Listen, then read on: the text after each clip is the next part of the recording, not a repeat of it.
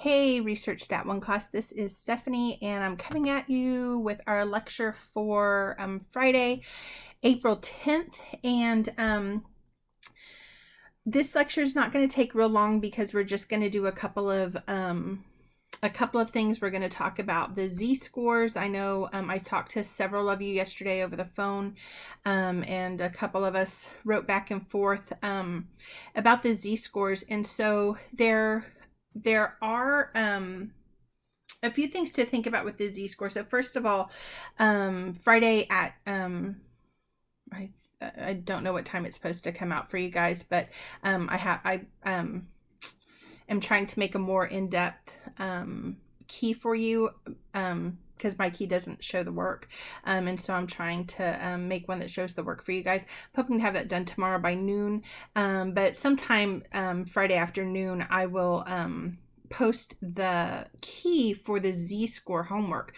But the purpose of that homework was to get you thinking about what z-scores are, how they act, how the distribution acts. And so you can calculate your z-score and then think about the distribution, right? So you could actually draw the distribution, and whatever your calculated z-score is, then you could be plugging that into the distribution. And I know yesterday a couple of you showed me that that's exactly how you were doing this. I think that's a really smart way to do the homework. And I know the videos probably helped you think of that. That's good. That means you're watching the stuff I want you to watch, right? But the harder part for I think almost all of you was, or at least everyone who I spoke with, and it's supposed to be the harder part, is part 3 of that homework, where you're asked to not just find the z-score, but you're asked to calculate the percentage of scores that would lie above that or below that. And so that requires some thinking on your part, because remember that the z-score itself, that when you go to the table, that table is going to show you the percentage of scores that lie between that score and the mean. And so you have to think about, okay, am I on the positive side or the negative side?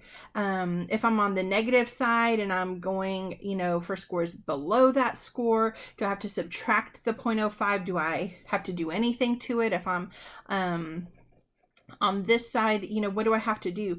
And so drawing it out can help you. The other tip that I have for you when you're thinking about those z-scores is to maybe calculate the extreme scores. Like, what if you had a z-score that was 2.5, positive or negative, and then work with those extreme scores, because that'll help it be more obvious. Remember that the distribution has 100% of the scores in it. And so if you're looking for an extreme score, and you're looking for things that maybe are above an extreme positive z-score, that should be a tiny percentage, right? And so you can start to think about, oh, I need to do this. On the other side, right, if it's the negative score and you're looking for something below that, you can think of, oh, that should be a tiny percentage, right? If you're looking for scores above it, you should be thinking, oh, okay, that should be most of the distribution, right? And so, oh, this is what I have to do. So be thinking about the z table and working with it. You'll see some questions like that for sure on the test. And if you're still having problems with it, please let me know. Email me, and we can set up a meeting so that you can get on board with that. All right, so today we're going to talk about calculating the one sample t-test. So last time, remember that we said that there are a couple of assumptions for the one sample t-test, right? So in order to use the one sample t-test, you have to have either interval or ratio level data, you have to have a normally distributed population, and you have to know the population mean.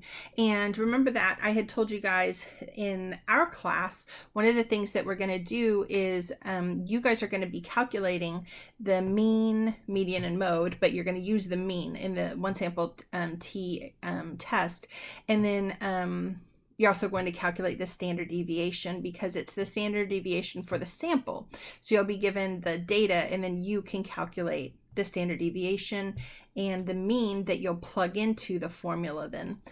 So you do have a homework due. It was supposed to be due tomorrow evening after we go over it today. I'm sorry. Friday evening. So you're watching this on Friday. I'm taping it before that, but so I forget that. But it's supposed to be due Friday evening. But I've gone ahead and given an extension just based on a couple of conversations I had yesterday with a couple of you. So it's due by noon on Saturday, and at noon on Saturday, I'm actually going to release the key for the homework. So I may not get a chance to grade your homework before the exam on Monday, but this way you can at least check your own work, and it's detailed. It follows it step by step for you, and I always do that for my students for this T-test homework, because it's usually due the Friday before the exam. So it's kind of that last chance to kind of do it on your own.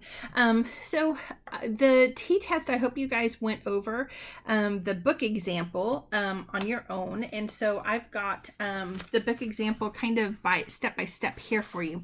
So the first step, right, is just to know which formula we're using. So for the one sample T-test, we're using this formula, and you'll notice that I've plugged in the correct statistical notation here. It's different than the book, and I mentioned that in the last video. So the book is using a capital M instead of X bar, but I really like for you to know the correct symbols. And then the other thing that I've corrected here, right? The book, for whatever reason, and it's kind of crazy, but it uses the capital N here for the sample size. But remember that capital N is population size, which we don't know when we're doing a one sample T-test. And so it should be a little n here. And so I want you to know it like this because well, because this is correct. That sounds really bad. But remember, our book is not a statistics book, and so they make these weird little mistakes. And so anyway, here's the formula that I want you to know, and it's using the notation that I've asked you to learn. So X bar minus mu divided by the standard error of the mean, and then here we've got that worked out, right? So X bar minus mu divided by the standard deviation divided by the square root of n. So your first step is to write your hypotheses. So you have your null hypothesis and you have your alternative hypothesis. And for me, I truly, you guys, I don't care which way you do this. For some of you, it's going to make more sense to put this hypothesis into words. And so here, I have not put it into words. Here I kind of have the mathematical hypothesis. So for some of you, that might make more sense. It really is up to you. The book shows you how to do this in words. So I've chosen to show you today how to do it in a more statistical way. Again, either way is fine. So the null hypothesis, remember, is always the idea that there's no difference, right? Now, the question that's given in the book is to compare the scores from your university to the national averages. And the way they've actually written this, of course it's backwards when I say, but it says that the students will score higher. To me, that's a directional hypothesis. And so to me, when I'm looking at this, and I know the book, when they actually calculate it, they do it with the two-way hypothesis, but again, that's not the wording that they're using. It's not really appropriate for the, well, that was backward. That was upside down. Huh? It was backwards and upside down on my end, you guys. How crazy. Anyway, so I recommend, right, if the wording in the problem says that you expect something to be greater than or less than, that's what your alternative hypothesis should say. And so if your wording in the problem says just you expect it to be different, then that should be the equals not. But the wording in the book problem very specifically said that you expect that your scores in your university are going to be bigger. So your university is the sample, right, compared to the mean of the population. And so here we're saying that the sample mean should be greater than the mean at the university, right? So, you know, in a face-to-face class, it's a little bit easier for me to talk you guys through this because you can ask your questions. And so if you're having questions right now, write them down. See if they don't start to make sense to you by the time we're done with this. But it's okay if they don't. Again, you need to email me and let me help you. We'll make a meeting to talk about this because I just chapter 7 in the book is kind of poorly discussed. It makes these mistakes that are potentially gonna hinder you. If you really understand the material, you're thinking, oh, why did they make that mistake? Well, you're right, the book is wrong. And so again, the null hypothesis will always use the equal, right? Always, whether you're talking about this in terms of words and you're saying there's no difference between, or whether you're using the symbols and it'll be equals. For the alternative hypothesis, then if your problem says that you have an expectation that one of these means is greater than the other mean, then you need to write it like that. If they're just saying that they expect that it's maybe different, then you're going to put the equals not sign there. Okay, so the next step is to actually calculate your t-test. And so what I've done is I've put our formula here. I've used this formula. Here it is. And the formula is you're just going to plug your stuff in. So the mean of the university is 7.5. The mean of the population is 6.5. You're going to divide that by the standard deviation is 2 at the university, divided by the square root of the n. And the book tells you that there are 25 people in this sample. So there you go. You're going to work that out. Remember, try not to skip any steps. And also remember that on all of this, whether it's the homework or whether it's the test, I'm looking for your handwritten work. Don't type this up. I need to see that you can do this, right? I need to see that you can follow this through. And don't skip any steps. That's especially important for me, so I can give you partial credit if that's necessary, things like that. So you come up with this answer, right? And this answer is what we call the t obtained. I'll show you that in just a second, okay? So the next thing we have to do in order to assess this t obtained, we have to go to those tables. And so the first step of going to the tables is to calculate your degree of freedom. So degree of freedom for a one sample t-test is just n minus 1. So 25 minus 1 will give us 24. Then you're going to look at that table, and the t-tables are pretty easy to utilize. Now, I'll say this again, in the book, it shows you how to do that for the 2 sample test. So I'm sorry, I said 2 sample, but a 2-tailed test. We, though, chose a 1-tailed hypothesis here. And so you're going to go to the table, you're going to go to the 1-tailed column with a 0.05 alpha level. Your degree of freedom is 24, and when you go to that part of the table, you're going to find that your T critical is 1.711. Okay, so this is the T critical, and let me show you what that means. So I like to draw out the T critical value. So I actually draw the T distribution. So a couple of things here, right? The T distribution is very similar to the Z distribution. You saw that in one of the other videos that I asked you to watch for Monday's class, right? So we have the central tendency of 0, we have the standard deviations of 1, 2, it looks very similar. And the area that lies between the standard deviations is very similar in a t-test as it is to a z-test. So you can kind of think about them in really similar ways, but it is different. And that's why we have 2 different tables. So if you were to go look at the numbers and compare them, like a 1.711 on a t-test is a little different than the 1.711 on the Z distribution. So it's a small difference, but it's an important difference. Okay, so one of the things I like to do is I like to draw out the distribution, okay? And then I write in my T critical value. So that's here, 1.711. So it's going to be right here, kind of close to the second standard deviation, right? And everything, remember, this is a 1-tailed test. So everything to this side of the distribution, if we get a number, right, our T obtained is anywhere over here, then we would retain the null hypothesis. The other way to say that is we would fail to reject the null hypothesis, right? If we get anything over here then, and I've highlighted this little tail here, because if we get anything on this side of the distribution, then we are going to reject the null hypothesis. And so you'll notice that I've put a little arrow here and I've said reject HO. Okay, so I hope you guys are with me so far. All right, so now what we can do is we can actually draw in our T obtained. So our T obtained was, I can't read backwards, you guys. That's really horrible. Our T obtained was 2.5. And so that's going to be, here's our 2, and we're about half a standard deviation away from that. So it's going to be somewhere here, right in the tail. But here's the important part, right? This is in the area of rejection. Okay, so we are going to reject the null hypothesis. We need to make an additional statement about this. And so step 6 is you creating your statement about what that really means.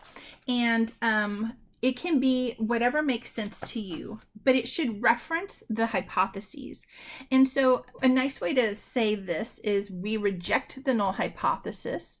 The UA students are scoring significantly better than the national average. And that's, I want you, whatever makes sense for you in your own words, that's what I want to see from you, you know, in your practice problems, etc. So I hope that that helped you. I know that you were going to work that out. And I know a couple of you were saying that you didn't feel comfortable working it out by yourselves. But right, it's part of that confidence we've been talking about all semester long. You can do, I promise you, you can do this. It's really simple, really similar to the Z-scores that you've been calculating. And so the only difference, right, is that you're having to come up with that standard error of the means because you are having to estimate, right, the population standard deviation.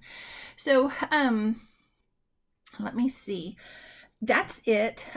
Just really quickly, I want to show you, I hadn't actually thought about showing you this until just now.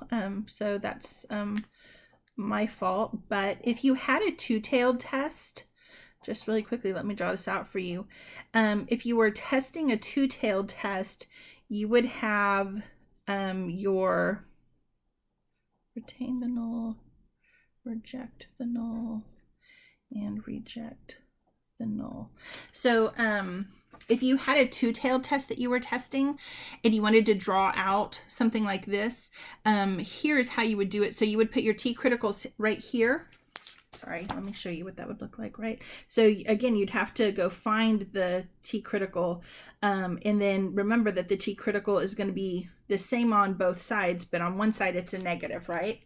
So you're drawing your t-criticals, and if on either side of this, right, if you were to find that your score was over here, or if it was over here, you're in the area of rejecting the null hypothesis. If instead you're finding that the t that you obtain is here in the middle somewhere, you're in the area where you would retain that null hypothesis.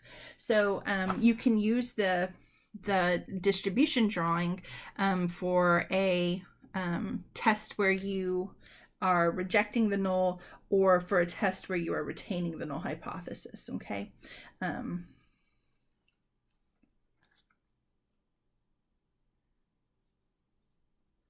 So you could draw in the numbers just like you did up here, right? And so remember, this is for a two-tailed test. And this would be what it kind of looks like for a one-tailed test, okay? And of course, if you thought that their scores would be much less, then you'd be on this side of the distribution, right?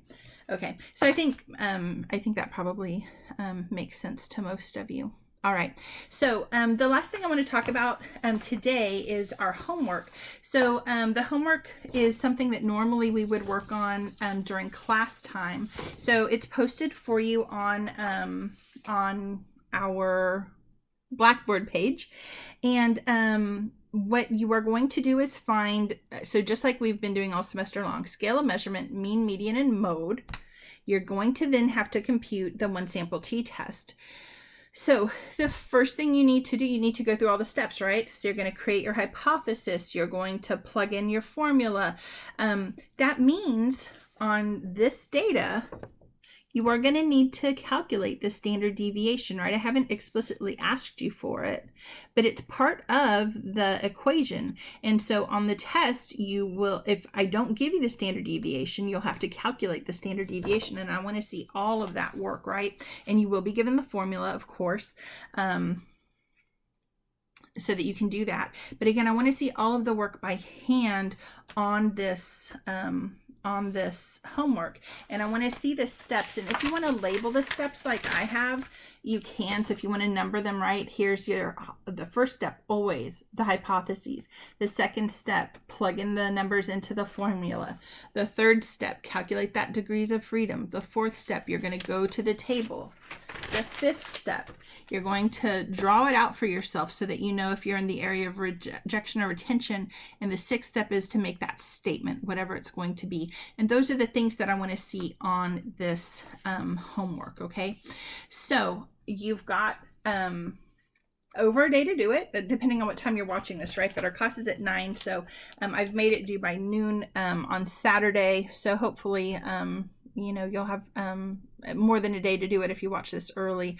The last thing I want to say about this is that we do have the test on Monday. So on Monday, you'll be doing the Z-score calculations that we've been working on. We'll be doing the calculations here. And that's about half of the time on the test because you may be calculating that standard deviation. I've got to go through and time everything, but in normal semesters, I have you guys calculate the standard deviation. I'm expecting that I'm probably going to stick with that. Hint, hint, right?